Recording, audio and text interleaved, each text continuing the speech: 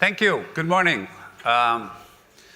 Girardi, Chairman, Brother Ang, thank you for inviting. A real pleasure. Fellow speakers, special mention to my boss, Sim Ging Guan. I am actually not used to being on stage with him being down there. It's usually the other way around. So added pressure that my boss is going to evaluate my performance. Couple of things. I've now been in the sector nearly 5 years. It seems like just the other day, and mind you, I'm still considered new. A lot of people still think, oh yeah, but you just joined from the private sector, right? Well, it has been 5 years. It also has been at least another 5 that I was on the board of one of the social service organizations. So it's coming up on 10 years of experience of what I'm doing here, and frankly, I'm still learning a lot. But what I thought I'd do is share with you a few of the observations I've had over this period of time, both as a board member in a social service organization and now looking after basically building capability and capacity of the sector in all of the ways that we've interacted with a great number of you from NCSS and SSI on how to, as a board member, work better to build the type of talent that your organizations need. So that's basically what I'm going to try to do, is so take it more as advice from a fellow traveler, a bit from the trenches, although sometimes I get a better view than that, but just more of what I think could work if we could all do it together. I have several parts of my life. One of the parts of my life is I'm actually an academic. I teach at the university, and I actually teach talent management. And I make the same point to all my students, be them executives or MBAs or undergrads, as I want to make to you before we start, is what is this idea of talent management? A lot of people confuse talent management with the job of HR, with the job of the HR function. So I want to start there. That is not true. Talent management is a strategic decision that we as board members need to make. Talent management has to do with how the organization will implement what it set out to do. It is of strategic importance. The human resources function then helps us implement that strategy.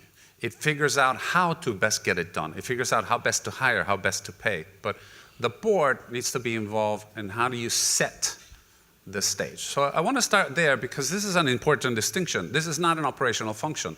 This is not how payroll works. This is not how the interview process works. This is why should we hire specific types of people. This comes at very key questions like, for our next CEO, do we hire somebody from private sector or not? This is a strategic decision. It has pros and cons, and it should be discussed at that level. So if we understand each other then, that's what really what we're talking about, is not what are the HR policies that I should have, but what is the HR strategy that I need to put in place, then we can talk a little bit about how boards can help us do this. 3 things that if I can summarize what I have done over the last 4.5 years at NCSS, or what I have learned over these 4.5 years that I want to just point out. First, in terms of challenges, is our limited resources to attract talent. Let me tell you a bit about that. One of the things that I have seen is VWOs or social service organizations or nonprofits in general struggle with this idea of how do we go out to find people. Part of it has to do with the fact that each one of our organizations, when you look at it individually, is relatively small. We can be very small, only less than 10 people. We can be fairly large, like maybe an AWA, a Tehuacan, or an NKF. but we're still relatively small. And relatively small means that our ability to generate the kind of noise that we need to do in a very crowded market where right now it's a seller's market for employment. That is, unemployment is very low, and there are a lot more job opportunities out there than there are people chasing after them. It makes it very hard for us to create that kind of noise to attract people. That kind of noise needs to happen from the value that the particular social service organization or the particular nonprofit brings. We don't really recruit people because we pay great. We don't really recruit people because we have outstanding value proposition that has to do with you will get to be the CEO of the global something at any time in the future. We bring people in many cases because they resonate with our cause. We bring people because they're passionate about what we do. That passion, that noise that we need to make out there in the market must be clearly heard. And a lot of it is not an issue of do we have enough resources to compete, is how do we combine what we do to try to bring it together. At NCSS, we've started this whole idea of the tribe. And the whole idea of the tribe is around the fact that as a single organization, any one of the VWOs will have difficulty. But if we can combine all of our voices together into a single voice that we can go and I hate to use the word compete, but in the minds of potential employees, they have choices. They could work in education. They could work in health. They could work, for all you know, in Shenton Way. But we want them to choose to come and work with us. And as a single voice, we have a better way to do this. But even if you don't follow that route, if you still want to follow your own route, the noise that you need to make needs to be very clear. Because we have that limited resource, we need to punch above our weight. So each one of your organizations needs to think, and your boards need to think about how do you become the equivalent of Singapore's little red dot. If you are a small organization, how do you punch above your weight to make your message heard? Because that is what's going to help you attract more people. And the board needs to have clarity around this idea. But it also needs to have clarity around the idea of the kind of people that we need. It's not enough just to say I need an accountant, or it's not enough to say I need an accountant that has passion for my cause. It may be more important to say I need an accountant that is going to help me build what? And that strategic sense is what I hope that boards can actually provide to the way things are run in terms of attraction. The second one has to do with retaining staff and motivating staff.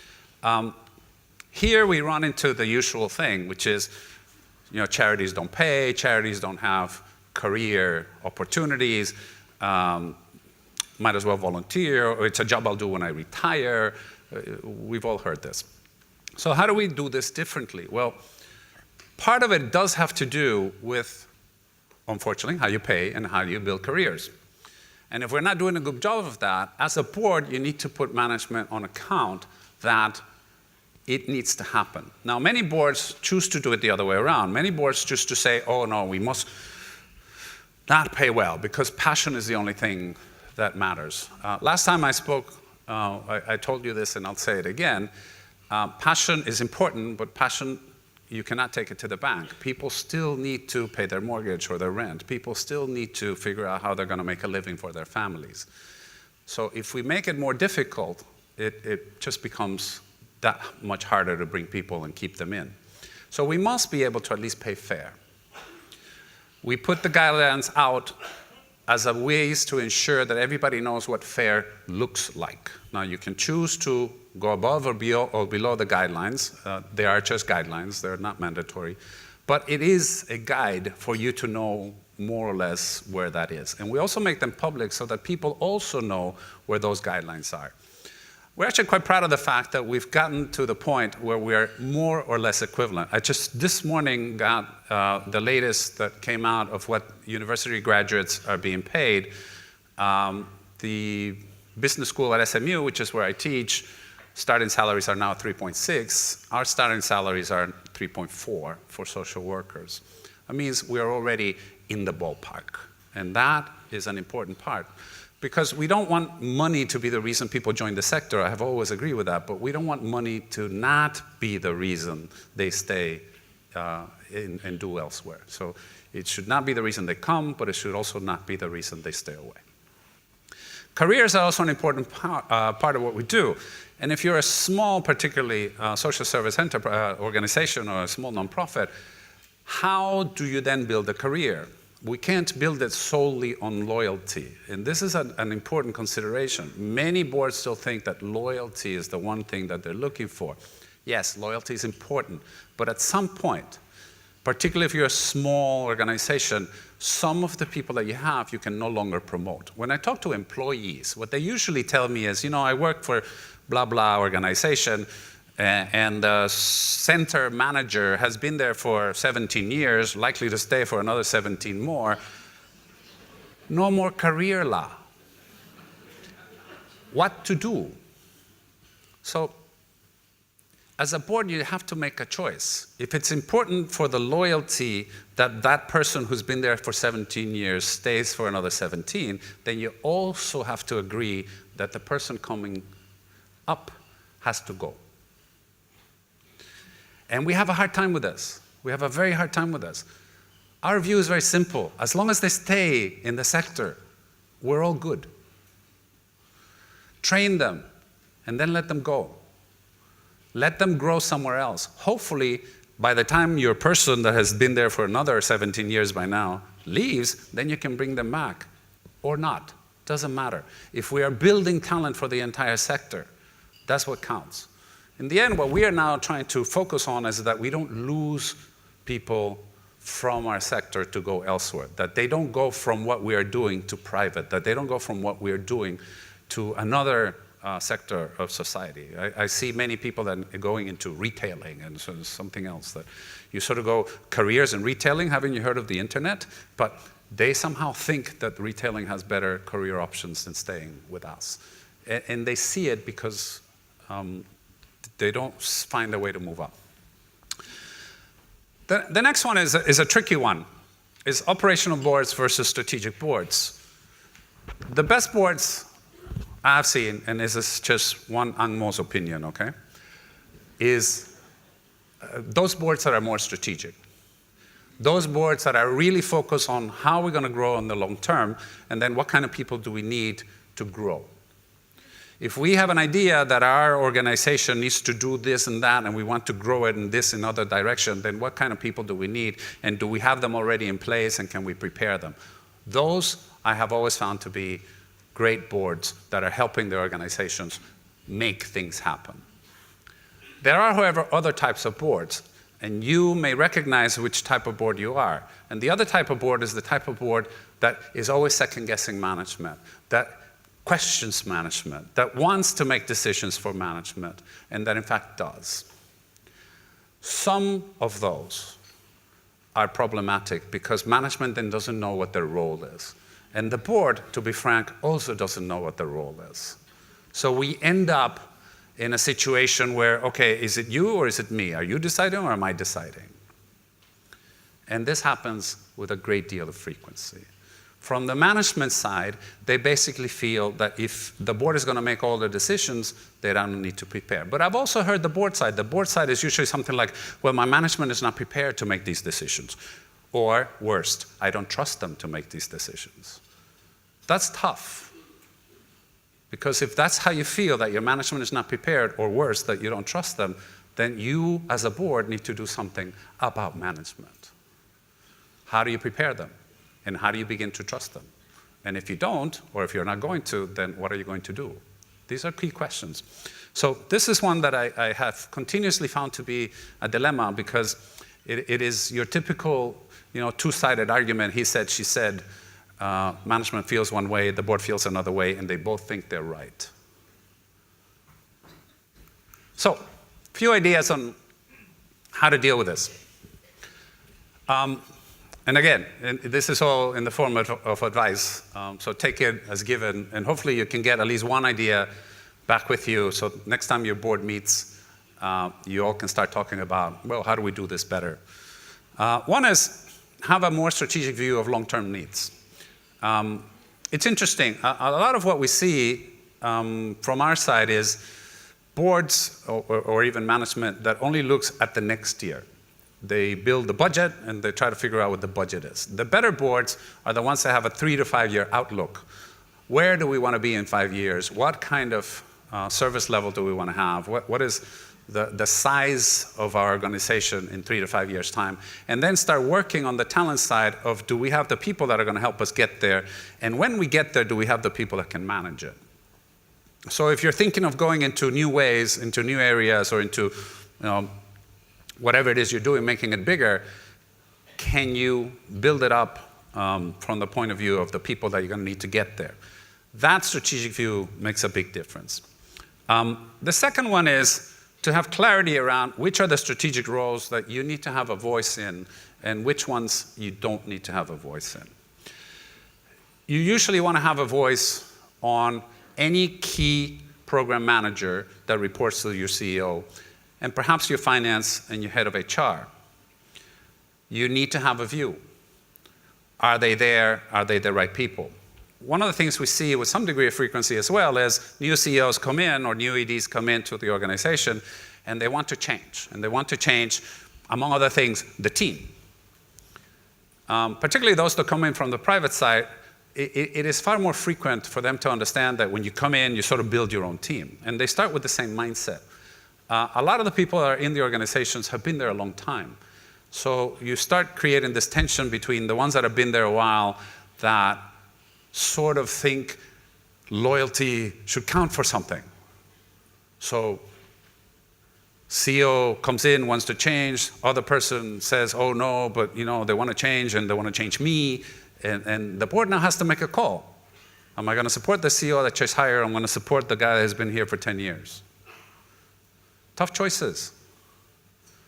And how do we decide? So these are important things because you need to have clarity before it happens, not after it happens. You need to have clarity on what the CEO has authority to do and what you want to reserve the right to do. Otherwise, it's very unclear. Otherwise, the CEO doesn't know what they can and cannot do. So this is an important one. Third one is framework for comp. And I mean it as a framework, not as a specific decision on how should I pay each person. Some boards want to have a view of the salary increases for every person. That's probably too much. What you should have a view is on a budget, or you should have a view is on a policy. We want to pay according to the salary guidelines, for instance. We want to make sure nobody's paid below the minimum salary guidelines. That kind of a framework, that's important for the board to decide. And then let management work on it. Those decisions are important to have. I find that it's not as frequent as I think it ought to be. The same with retention. What kind of program do we want to put in for retention? Does that mean that somebody that has been here 10 years, we want to put in a retention scheme to make sure they don't go anywhere? Or if you already know that you have a key person, but you can't promote them, do you put in something in place to try to keep them, even though you can't give them a career? Those decisions as to policy, those decisions as to framework, the board needs to have. And you should think about whether or not you have those in place. The fourth one is the leadership pipeline. We unfortunately have had a recent run on new CEOs that didn't stay for more than a year. There are many ways to look at this, but the one way I choose to look at this is, why is it that we didn't have enough people internally? Why is it that we're always having to look at the outside? Now, when I say this, you look at me, huh? I'm still, remember, new. 5 years in, I'm still new. I'm still from the outside in many eyes. But the truth is, a lot of boards have not really worked on the idea that I must have ready replacements, or at least I must be preparing possible replacements. It is always better that you think about who can be the right person to replace your key leaders, not just your CEO, and to make sure that they're getting the right preparation to get there. The fifth role of the board is culture. Now, this is simple to see, but at the same time hard to do, because you're not there every day. Part of what you need to make sure is happening is that you as a board are instilling those values and that culture that you want into your leadership team so that they can execute against it. What type of organization you want to have. That is partly by example, but you can't do it every day, so you have to do it a lot by messaging. What type of organization is important? And that is a key part of what you as a board need to do together. Do we want to be an organization that empowers people? Do we want to be an organization that really focuses on client centricity? Do we want to be an organization that really focuses on advocacy? What is it that you are going to stand for, not just as a mission, not just as a value, but as a way of doing things? That is another key part of what the boards need to do. I also want to take a couple of minutes to talk about the role of the board for the board. Okay? Because the board also needs to worry about itself. One of the key things, and Gerard mentioned it this morning, is you must know what it is you need. When we were talking about this morning about patrons and what people do, if you think of board members as my friends, if you think of board members as people I know, if you think of board members as people that can donate, that's one way to think about your board. But if you think about your board more in the way Gerard was talking about it, which is what kind of skill do I need? Do I need somebody that knows about finance? Do I need somebody that knows how to fundraise? Do I need somebody that knows about human resources? And what he was describing about the work that he did when he chaired NKF was exactly that. He was looking for people with specific skills that would help him organize, or reorganize rather, what was happening at NKF at the time. That is crucial. Skills. The second part is that board composition needs to gel well together. I mean, if you have 2 or 3 finance people, how do you make sure that they all can work well together? That they don't have 3 different points of view about whatever is crucial. So that, as a chair in particular, you need to make sure is happening well. You also need to make sure that you have all of the areas that you need covered. In particular, I must say, and I'm biased, but okay, I get to be on stage, so I get to tell you, the human resource part. Do you have on your board an HR expert? See, just a 30-second sideline here. I've been in HR my entire career. I started doing this nearly 40 years ago. I had hair, if you can believe that. Every time, as an HR expert, I go into a management meeting or into a board meeting, every person I'm talking to thinks they know more than I do. Everyone. So this doesn't happen to the head of finance. You know, if you're the CFO and you talk about finance things, everybody goes, oh, yeah. If you're the head of operations, you talk about manufacturing things, everybody goes, yeah. But if you talk about HR, everybody goes, what do you know? Get HR expertise on your boards that is real HR expertise. People that know how to run human resources. Plan for renewal. Gerard said it this morning. I'm going to reiterate the message. Don't stay too long. Don't overstay your welcome. We have a comply or explain now at 10 years. My view, 6. After that, go somewhere else. Bring the joy to another board. And I mean it sincerely. We need more cross-fertilization. We need more people working with other people so that we can improve everywhere. And the last one, and I'm going to do a pitch here for my friends at CMPL and MVPC, board effectiveness. It is crucial that you measure how well your board works together. I find this to be a bit lax. In fact, let me show you a couple of things. We run board networks at SSI, and one of the things that we found, as you can see here, is that most people do lip service to this idea.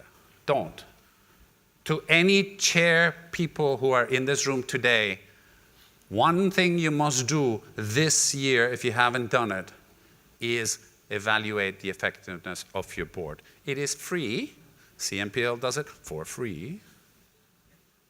Right? Mildred just confirmed that. Yeah? And it's hyper useful.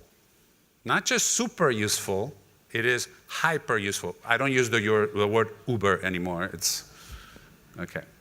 Another thing I want to make sure that you get, and this is again from our board network exercise, the one all the way on the right. We don't have a clear idea of how do we measure if, as a board, we've done a good job. We think we know how to measure if management has done a good job, but as a board, we don't know how to measure ourselves. This is also not good. You should have clarity around the strategy that your organization is following, and if, as a board, you've gotten there, you should know that. And if you haven't gotten there, as a board, you also need to say, what part of it is us? All right, I'm just going to summarize then. Two things that I've been trying to get a message across. One is, as an organization, make sure you take the strategic view, not the tactical view. Focus on the key roles that really make a difference. Do work on frameworks. Do ensure that you have a clear set of people in place, and worry about culture. And from the board point of view, make sure that you have the right people. Make sure that those people can work well together. Make sure that they're trained. And this I want to just make a small point. Make sure that they're trained on two things. One is that they have the skills, but also on governance. Make sure that you have a succession plan for your board, 6 years, and measure results.